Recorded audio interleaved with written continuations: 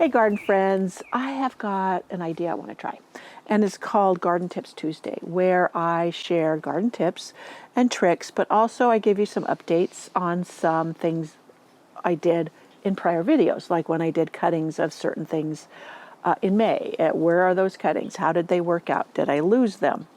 Confess some I did. And why? And also I dug up roses, midsummer. It's the worst time to do it, kind of the worst, and how they fared, things like that. And yeah, because I think those updates are helpful. It's really easy for me to share with you what I've done, and then later on, how did it turn out? And if it didn't turn out, why? And then you can learn from those things. So that's my idea for this new series to be done on Tuesdays. So let's get rolling with our first one.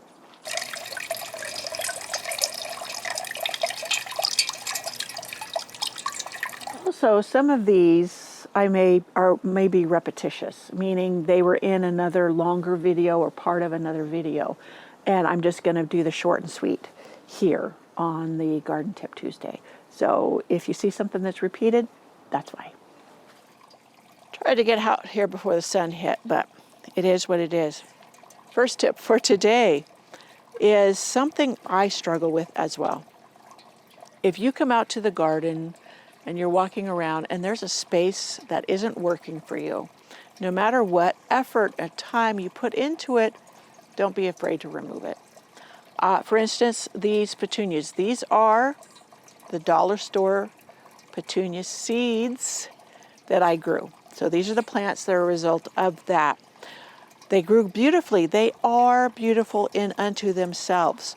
But the way they're growing tall, and yeah, they're taking away from the dahlias in the center that I wanted to be the centerpiece. It's just not working for me. Now, I have cut these back way back hard just a few weeks ago. And look, they refleshed out and grew tall again. They're not draping down, nothing. I just thought they would stay like shorter, regular bedding petunias, like the ones that are in my window boxes that I shared just a couple weeks ago with the self-watering things. Yeah, so these are going to go. I'm not going to waste energy not liking them. And I'm going to live with it just being soil, probably mulch around the dahlias. And then I have a plan for this area, and hopefully it'll come together. I would like a stacked stone bubbling fountain. I don't put in a big fountain with a lot of a water basin because the bears and raccoons and skunks, they get into it, they tear things up. I would really like a water garden in a tub, but right now I haven't figured out how to do it without it being damaged.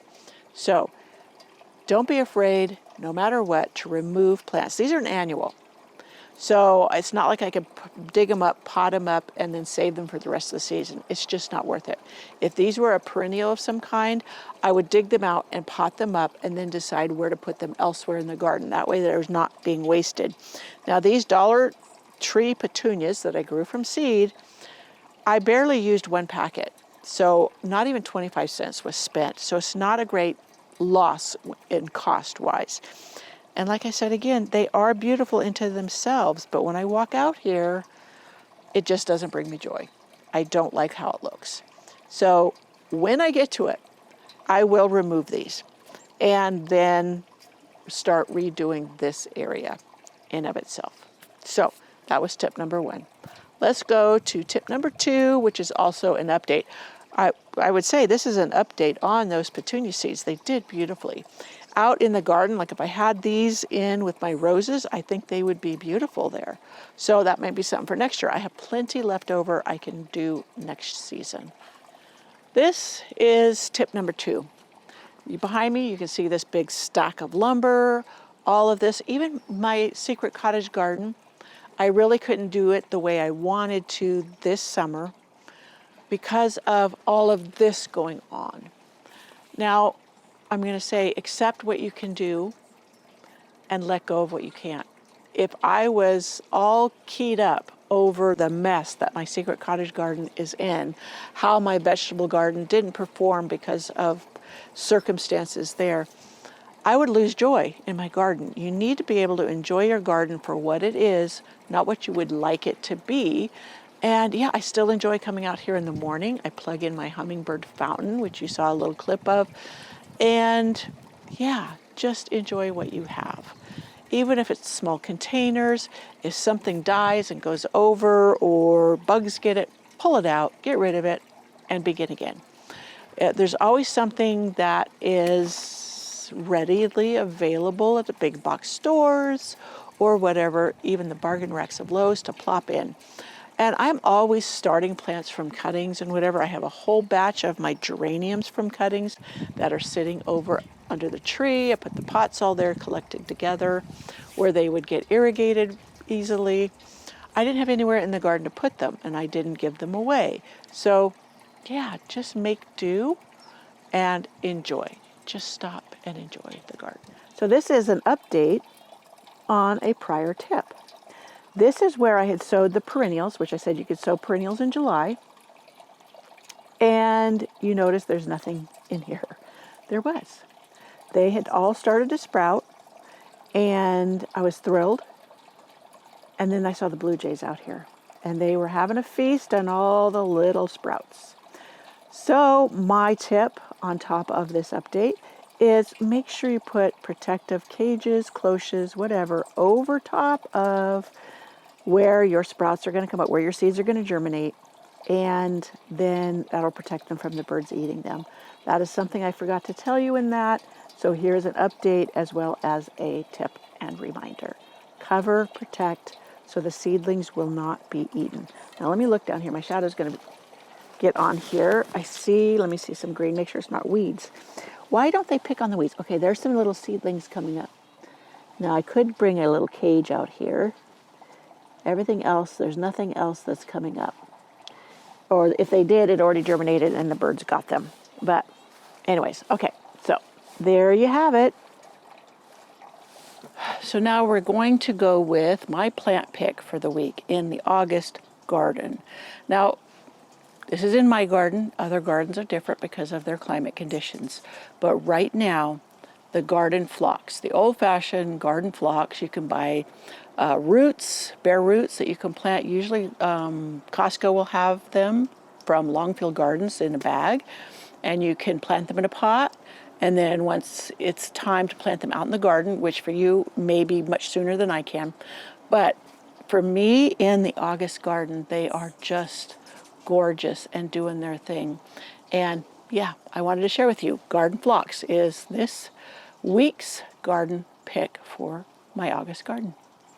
So I wanted to run down a few planting tips and growing tips of garden phlox. These are not the same as the phlox that I bought from Proven Winners. They might be in the same family, but they behave quite differently. These are the regular garden phlox that are named like Nikki. David is the white. The pink one I don't know, and I have Orange Perfection, which is coming along. But anyways, planting these, they're like sun, full sun, 6 hours a day. It's best for the most blooms, but if you're in a hotter climate, then they would benefit from a little afternoon shade. Soil, they like rich, well-drained soil, plenty of compost or organic matter. Organic matter like mulching with leaves or something in the fall and through the winter. That builds the soil. Spacing, plant them 18 to 24 inches apart. Just allows air circulation. Now in more humid areas, they are susceptible to mildew. And I have a new organic spray that's supposed to help with that. I'm going to test it out and I'll relate back to you how well it works for me. So watering, keep soil evenly moist, especially in dry spells. I have drip irrigation as well as the little sprayers. Now not everybody has the sprayers, and I have them because spider mites don't like moist air, and that helps to humidify the air around some of my plants, as well as space water out rather than just in the areas that get the drip. So water at the base to avoid wetting foliage, which that can create the powdery mildew.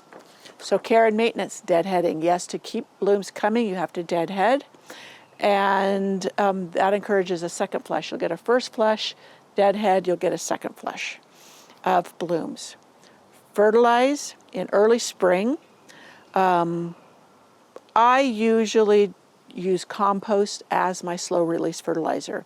I get compost from a local turkey ranch. It's organic, and I spread that about 2 or 3 inches, and that's my slow release fertilizer for all of my bedding plants, those in my borders. My roses and stuff, I'll accent it with a little bit of organic liquid feed to help them keep pumping out the blooms. And you can also, I also side dress with the compost in midsummer when I feel the need to. I'm out right now, but that's something as well. So divide the clumps every 3 to 4 years in spring or fall to keep them healthy. Yes, I have a whole video on dividing and how I do it. I think it's called 7 Steps to Dividing Garden Phlox. So what are the benefits of phlox? They attract butterflies, hummingbirds, and other pollinators. I don't know if the bees are still visiting that. I might be too close. So common issues for many is powdery mildew. So you ensure the good airflow, water at the roots, and choose mildew-resistant cultivars. There's many out there that are bred to be more mildew-resistant. So happy phlox planting, and I hope you try this beautiful plant today. Now this one, like I said, is a native. So it's a little bit different than the other ones that I have, like the Nikki. I don't know what the pink one is called. Might be Bright Eyes or something like that. And then in the back, I do have David. David, for me, is a bully. I've started pulling it up and putting it in pots instead of having it in the ground because it's really taking off by underground rhizomes and runners, whereas my others are being much more well-behaved. So there you go. So that is my tip for this Tuesday. Hopefully I kept it short and sweet, and a little update on the seedlings and where we are now. I can still plant, and I will. I'll re-sow seeds in that bed so that I may go ahead and get some more plants like I wished. And this time I will put a little cloche cage, something over it to protect it from the blue jays, especially the ones that get in there. I caught them also not just pulling up the seedlings, but they were burying peanuts. These are the ones in the shell. Somebody's got them in their bird feeder. I don't. And they're hiding them in my raised beds and even in my containers on my back deck. So anyways, little rascals. I will see you in my next video, whether it's another tip and trick or a garden tour or maybe something else. So I'll see you then. Come on back for it. Bye.